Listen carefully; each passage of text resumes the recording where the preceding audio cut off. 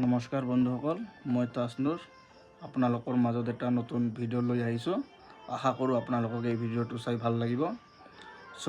ভিডিঅ'টো হ'ল আমাৰ অসমৰ এটা নিউজ পৰ্টেল, যি নেকি নিউজ চেনেল এটা অসমৰ অলৰেডি 8 বছৰ অতিক্ৰম কৰিলে। সেই 8 বছৰ অতিক্ৰম কৰাৰ সময়ত সিহঁতে পোষ্ট এটা কৰিছে নিজৰ পেজত। সেই পেজত যেতিয়া পোষ্ট কৰিছে তো আমাৰ অসমৰ সাধাৰণ মানুহে কিছুমান মতামত দাঙি ধৰিছে। সেই মতামতবোৰ মই আপোনালোকক দেখুৱাব বিচাৰিছোঁ। আপোনালোকে নিশ্চয় চাব ভিডিঅ'টো আৰু জনাব কমেণ্টবোৰ চাই আপোনালোকক কেনেকুৱা লাগিছে। তো বন্ধুসকল, আপোনালোকে মোবাইলৰ স্ক্ৰীনত বন্ধুসকল আপোনালোকে নিশ্চয় দেখা পাইছে মোবাইলৰ স্ক্ৰীনত যে এই নিউজ চেনেলটো হ'ল টাইমছ 8। 8 বছৰ হৈ গ'ল, 8 বছৰ অতিক্ৰম কৰিলে। তো সিহঁতৰ পোষ্টত কিছুমান আমাৰ সাধাৰণ জনতাই কিছুমান কমেণ্ট জনাইছে। কমেণ্টবোৰ চাব আপোনালোকে।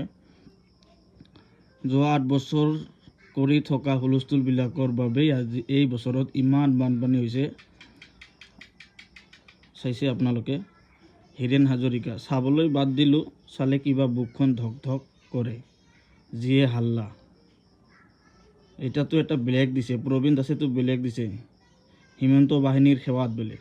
বাপ্পা,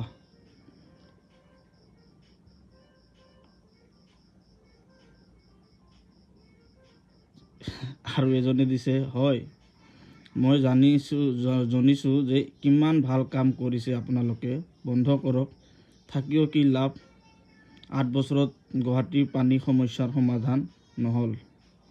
কেনেকুৱা কমেণ্ট কৰিছে চাওকচোন আপোনালোকে। স্বতন্ত্ৰ আৰু নিৰপেক্ষ হোৱাৰ আশাৰে শুভেচ্ছা জনালোঁ, অন্যথা শুভেচ্ছা নাই। এনেকুৱা কমেণ্ট কোনে কৰেনো চাওক। ৰিপুণ যে গ্লোবাৰ, অসমৰ আটাইতকৈ চিঞৰ বাখৰ কৰা নিউজ চেনেল। হাইৰে চিঞৰ বাখৰ, কিন্তু এতিয়া চাপৰি কেটেগৰীতহে পৰে। আপোনালোকে চাপৰিৰ লগত তুলনা কৰিছে। বিতুল কৰ্মী, এইটো ভাল এটা ধন্যবাদ দিছে আৰু কংগ্ৰেচুলেশ্যনে দিছে। ভাল কথা, ভাল কমেণ্টো আহিব লাগে। অনলি যে কিবা আল্টু ফাল্টু কমেণ্ট আহিব সেনেকুৱা নহয়। যাৰ যি আৰু মন্তব্য সিহঁতে দাঙি ধৰিছে, যাক যেনেকুৱা লাগিছে। মিছা 96% বাতৰি কৰি 8 বছৰ কৰিলে আৰু কিবাকে।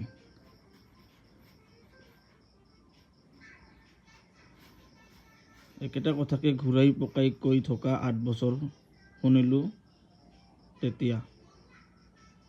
ভবাত কাৰ আপত্তি থাকিব। এজনেতো আৰু দালাল নিউজ বুলিয়ে দি দিছে। হাইৰে হুলস্থুলৰ বৰ্ষৱৰ্তী। তো বন্ধুসকল, নিশ্চয় আপোনালোকে কমেণ্টত জনাব এই কমেণ্টবোৰ কেনেকুৱা লাগিছে। আশা ৰাখিছোঁ আপোনালোকে নিশ্চয় জনাব।